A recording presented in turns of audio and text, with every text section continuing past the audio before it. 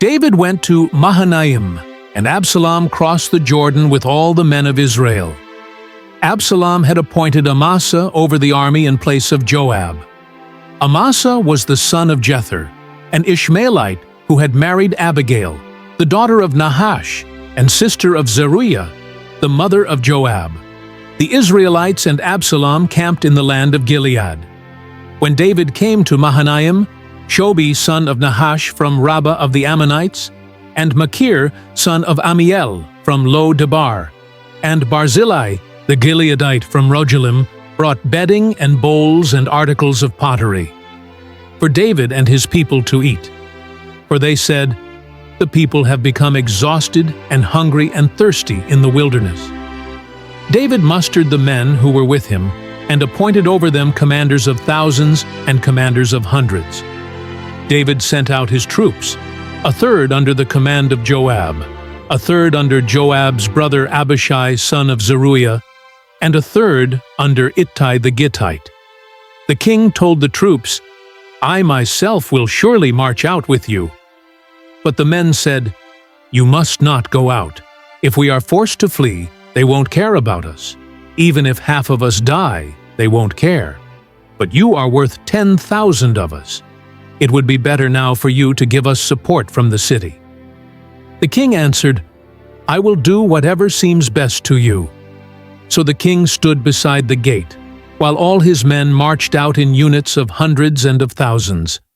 The king commanded Joab, Abishai, and Ittai, "Be gentle with the young man Absalom for my sake." And all the troops heard the king giving orders concerning Absalom to each of the commanders. David's army marched out of the city to fight Israel, and the battle took place in the forest of Ephraim. There Israel's troops were routed by David's men, and the casualties that day were great, 20,000 men. The battle spread out over the whole countryside, and the forest swallowed up more men that day than the sword. Now Absalom happened to meet David's men. He was riding his mule, and as the mule went under the thick branches of a large oak, Absalom's hair got caught in the tree. He was left hanging in midair, while the mule he was riding kept on going. When one of the men saw what had happened, he told Joab, "I just saw Absalom hanging in an oak tree." Joab said to the man who had told him this, "What? You saw him? Why didn't you strike him to the ground right there? Then I would have had to give you 10 shekels of silver and a warrior's belt." But the man replied, "Even if 1,000 shekels were weighed out into my hands, I would not lay a hand on the king's son. In our hearing, the king commanded you and Abishai and Ittai, 'Protect the young man Absalom for my sake.' And if I had put my life in jeopardy, and nothing is hidden from the king, you would have kept your distance from me." Joab said, "I'm not going to wait like this for you." So he took 3 javelins in his hand and plunged them into Absalom's heart while Absalom was still alive in the oak tree. And 10 of Joab's armor-bearers surrounded Absalom, struck him, and killed him.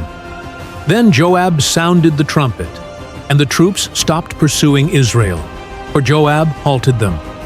They took Absalom, threw him into a big pit in the forest, and piled up a large heap of rocks over him. Meanwhile, all the Israelites fled to their homes.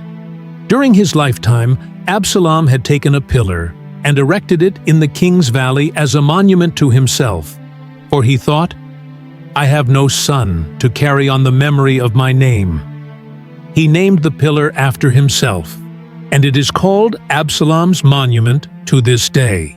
Now Ahimaaz, son of Zadok, said, "Let me run and take the news to the king, that the Lord has vindicated him by delivering him from the hand of his enemies." "You are not the one to take the news today," Joab told him. "You may take the news another time, but you must not do so today, because the king's son is dead." Then Joab said to a Cushite, "Go, tell the king what you have seen."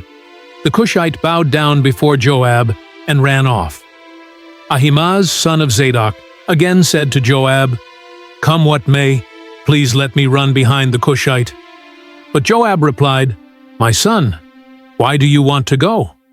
You don't have any news that will bring you a reward."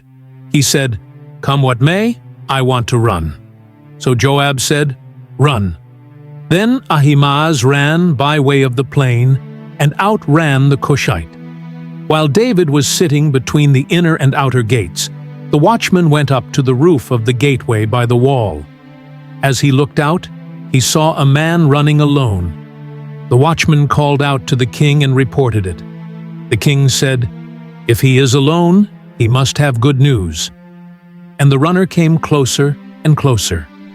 Then the watchman saw another runner, and he called down to the gatekeeper, "Look, another man running alone."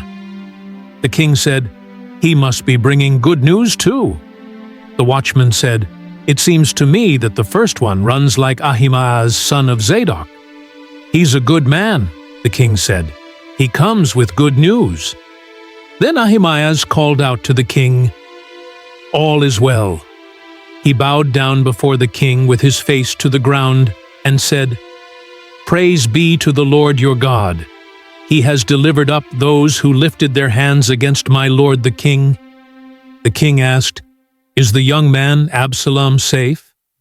Ahimaaz answered, "I saw great confusion just as Joab was about to send the king's servant and me, your servant, but I don't know what it was." The king said, "Stand aside and wait here." So he stepped aside and stood there. Then the Cushite arrived and said, "My lord the king, hear the good news. The Lord has vindicated you today by delivering you from the hand of all who rose up against you." The king asked the Cushite, "Is the young man Absalom safe?" The Cushite replied, "May the enemies of my lord the king, and all who rise up to harm you, be like that young man." The king was shaken. He went up to the room over the gateway and wept. As he went, he said, "O my son Absalom, my son Absalom, if only I had died instead of you. O Absalom, my son, my son." Joab was told, "The king is weeping and mourning for Absalom." And for the whole army, the victory that day was turned into mourning, because on that day the troops heard it said, "The king is grieving for his son." The men stole into the city that day, as men steal in who are ashamed when they flee from battle. The king covered his face and cried aloud, "O my son Absalom, O Absalom, my son, my son." Then Joab went into the house to the king and said, "Today you have humiliated all your men, who have just saved your life, and the lives of your sons and daughters, and the lives of your wives and concubines. You love those who hate you, and hate those who love you. You have made it clear today that the commanders and their men mean nothing to you. I see that you would be pleased if Absalom were alive today, and all of us were dead. Now go out and encourage your men. I swear by the Lord that if you don't go out, not a man will be left with you by nightfall. This will be worse for you than all the calamities that have come on you from your youth till now." So the king got up and took his seat in the gateway. When the men were told, "The king is sitting in the gateway," they all came before him. Meanwhile, the Israelites had fled to their homes. Throughout the tribes of Israel, all the people were arguing among themselves, saying, "The king delivered us from the hand of our enemies. He is the one who rescued us from the hand of the Philistines. But now he has fled the country to escape from Absalom. And Absalom whom we anointed to rule over us, has died in battle. So why do you say nothing about bringing the king back?" So King David returned across the Jordan, greeted by Judah. Shimei repented and was spared. Mephibosheth defended his loyalty, offering all his land to Ziba. Barzillai, an elderly supporter, declined David's reward, sending Kimham in his place. Tensions arose between Judah and Israel over who had the greater claim to the king,